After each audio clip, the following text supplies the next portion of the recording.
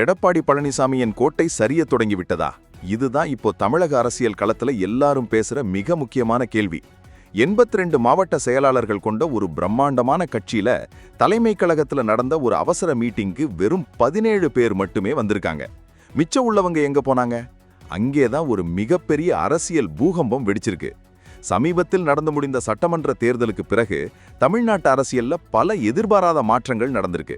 குறிப்பா பல தசாப்தங்களா தமிழ்நாட்டு ஆட்சி செஞ்ச ஒரு மாபெரும் கட்சி இன்னைக்கு 3வது இடத்துக்கு தள்ளப்பட்டு மிகப்பெரிய உட்கட்சி பூசலை சந்திச்சுட்டு வருது.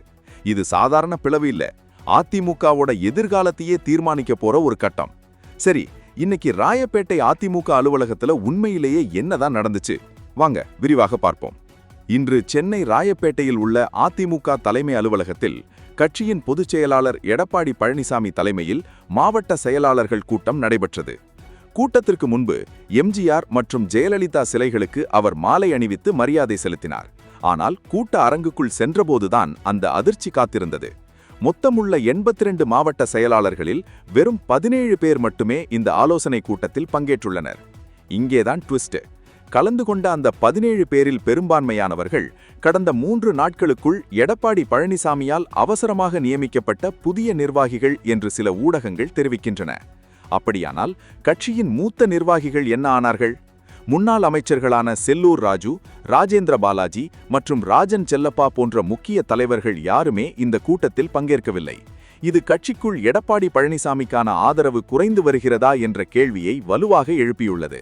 இந்த ஒட்டுமொத்த பிரச்சனைக்கும் அடிப்படை காரணம் என்ன தெரியுமா? சமீபத்திய சட்டமன்ற தேர்தல் முடிவுகள்தான். தமிழக சட்டமன்ற தேர்தலில் அதிமுக எதிர்பார்த்த வெற்றியை பெற முடியாமல் 3வது இடத்துக்கு தள்ளப்பட்டது கட்சி தொண்டர்கள் மத்தியில் மிகப்பெரிய ஏமாற்றத்தை ஏற்படுத்தியது. தேர்தல் தோல்விக்கு யார் பொறுப்பு என்ற கேள்வி எழத் தொடங்கியதும் கட்சிக்குள் அணிகள் பிரிய ஆரம்பித்துவிட்டன. தற்போது எடப்பாடி பழனிசாமி தலைமையிலான அணி ஒருபுறமும், சி.வி. சண்முகம் மற்றும் எஸ்.பி. வேலுமணி தலைமையிலான அணி மறுபுறமுமாக மோதல் வெடித்துள்ளது. பொதுவான பின்னணியை பார்த்தோம் என்றால் அதிமுகவுக்கு பிளவுகள் புதிதல்ல. எம்ஜிஆர் மறைவுக்கு பின் ஜானகி ஜெயலலிதா அணி, ஜெயலலிதா மறைவுக்கு பின் இபிஎஸ் ஓபிஎஸ் அணி என பல பிளவுகளை கட்சி சந்தித்திருக்கிறது. ஆனால் இப்போதைய சூழல் முற்றிலும் வேறுபட்டது. இது வெறும் தலைமைக்கான போட்டி மட்டுமல்ல, கட்சியின் இருப்பை தக்கவைப்பதற்கான போராட்டமாக மாறியுள்ளது. இங்கே நாம் கவனிக்க வேண்டிய இன்னொரு மிக முக்கியமான விஷயம் புதிய அரசாங்கத்தின் தாக்கம். தமிழகத்தில் புதிதாக பொறுப்பேற்றுள்ள தமிழக வெற்றிக் கழகம், அதாவது தாவேக அரசுக்கு சி.வி. சண்முகம், எஸ்.பி. வேலுமணி தரப்பினர் மறைமுகமாகவோ அல்லது நேரடியாகவோ ஆதரவு தெரிவித்து வருகின்றார்கள். இது அதிமுக அரசியலில் ஒரு புதிய திருப்பத்தை ஏற்படுத்தியுள்ளது.